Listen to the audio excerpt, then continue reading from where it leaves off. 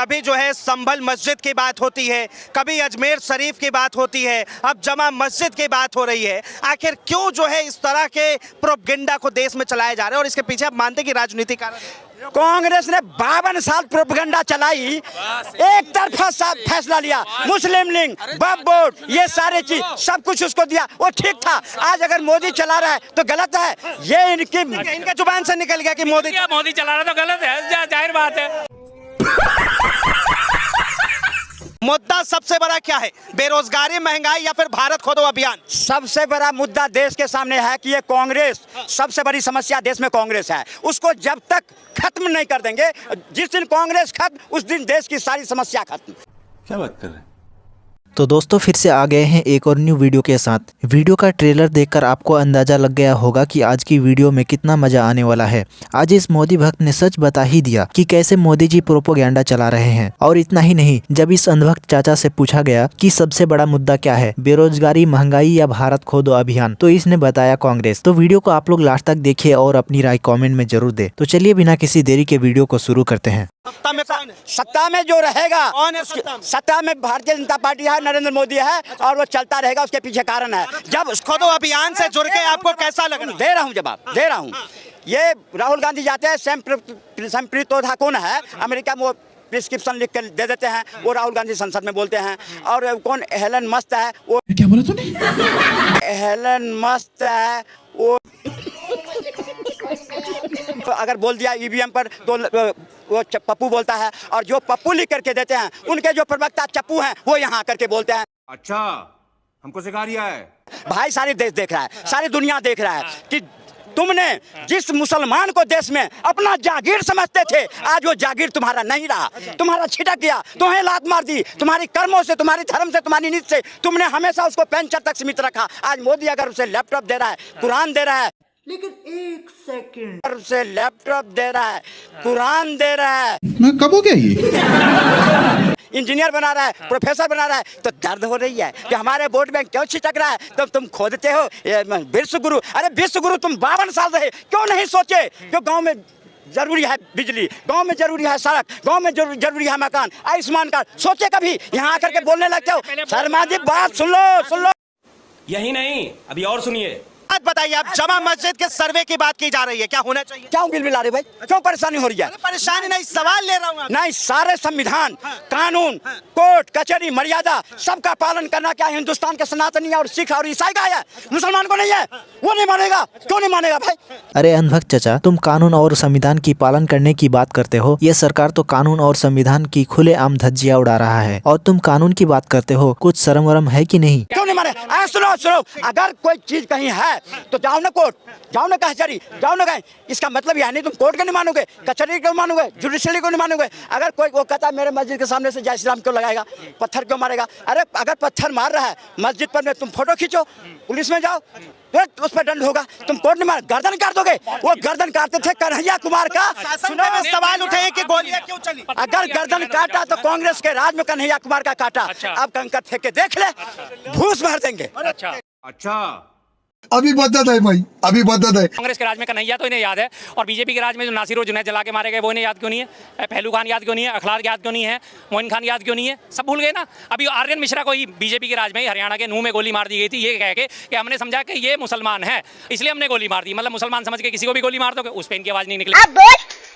अब कानून और संविधान में 1991 का वर्षिप एक्ट है, थोड़ा सा पढ़ लेना, जरा सा आपको डिटेल मिल जाएगी।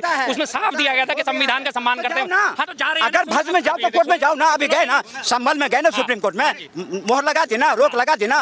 दोनों पक्ष खुश है, दोनों पक्ष बिल्कुल। जाओ रे। एक मिनट अब सुन तो लो। मुसलमानों को भड़काने की काम बंद करो। मुसलमान भी समझ गया कुदरती में, जो एक तरफ बीजेपी को दिया, शीशा मुंह में समझ गया। जहाँ जहाँ अब दूसरे पर प्रश्न उठाते, अरे कहाँ का तुक है? अगर एक महिला ने कह दिया हम अखिलेश यादव को वोट नहीं देंगे, उसको जान से मार दिया, आप अब उसको फिर लबे पेट दिखाते हो। महिला की बात तो गेम बजाना पड़ेगा। अब सुन लो भाई साहब, बात सुन लो। उसी महिला की बात जो है, उस महिला की हत्या की बात जो है, प्रेम प्रसंग के चलते उसकी हत्या करी गई थी, जिसे जोड़ दिया गया कि वो बीजेपी को वोट देने जा रही थी। अब इन्होंने कहा कि वहां पे कोर्ट में क्यों नहीं जाते? जब कोर्ट ने, सुप्रीम कोर्ट ने फैसला दे दिया था, कानून पास है 1991 वर्षिप एक्ट, तो उसका उल्लंघन करा ही क्यों जा रहा है? आप संविधान की 24 घंटे दुहाई दे रहे हो, तो आप संविधान का उल्लंघन क्यों कर रहे हो भाई साहब? ये बड़ी अच्छी बात कही है।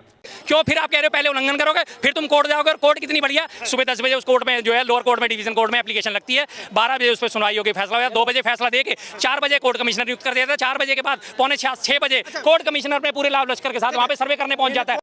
बात तो सही है। यहाँ पे आइए, मुद्दा ये है कि अब कहा जा रहा है कि जमा मस्जिद का भी सर्वे होना चाहिए। तो परेशानी क्या है? अगर हो रही है तो क्यों नहीं होगा? हिंदुस्तान क्यों नाम पर है इसका? हिंदू से हिंदुस्तान और पाकिस्तान गया ना। तो जो यहाँ रह रहे हो, रहो ना। तुम्हें अगर जुडिशियली पर भरोसा है, न्याय को मानते हो, तो जहाँ जा रहा है जाएगा, अगर वहाँ कर देगा।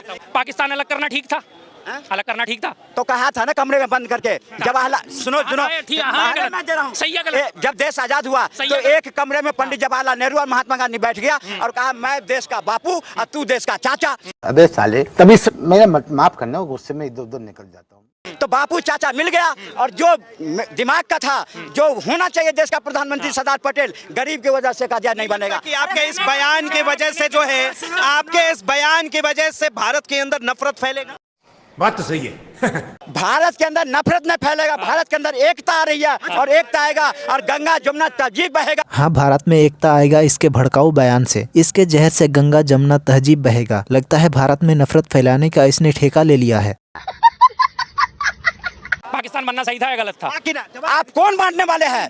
जब देश आजाद हुआ तो आपको किसने राइट दी थी? सही है गलत?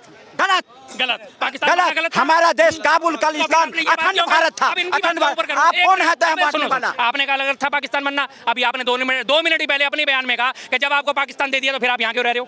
तो आप दिए क्यों पहले? आप अगर दिए तो पूरी तरह, आज अगर दिए होते और सरदार प्रधानमंत्री होता तो आपको ये बहस करने की जरूरत नहीं पड़ती। आज हमें यहाँ बोलने की जरूरत नहीं पड़ती। अच्छा, भारत के अगर मुसलमान पाकिस्तान चले जाते तो जमा मस्जिद का सर्वे नहीं होता, और जमा मस्जिद ही नहीं होता। आज पाकिस्तान में भी मंदिर के लिए डोनेशन दिया गया है, पाकिस्तान सरकार ने दिया है। दुबई में भी बन रहा है, पूरा विश्व में बन रहा है, सनातन का झंडा फहरा रहा है, भारत विश्व गुरु बन रहा है। अब इनको कोई पूछ नहीं रहा है तो इनकी बिलबिलाहट स्वाभाविक है। मैं कब हो गया ये?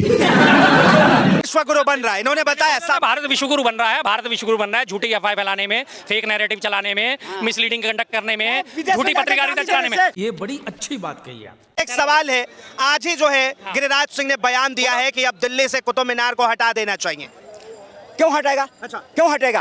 अगर कोई एलिगेशन लगाता है तो उसका प्रूफ कोर्ट में होगी ना, पुलिस में होगी ना, जुडिशियली में होगी ना, और मानते हो तो सब वहाँ होगी। अगर नहीं मानते हो तो उसके कहने से और हमारे कहने से ऐसे नहीं हो जाते। मानते हैं ना कि नहीं हटना चाहिए? नहीं, अगर होगा उसमें होगा तो हटना हट जाएगा। जैसे राम मंदिर हटा, जैसे वहाँ पर मैं बाबरी मस्जिद हटी, वैसे हट जाएगा। ताजमहल भी हटवा देंगे अगर होगा तो हटेगा, अगर होगा तो हटेगा।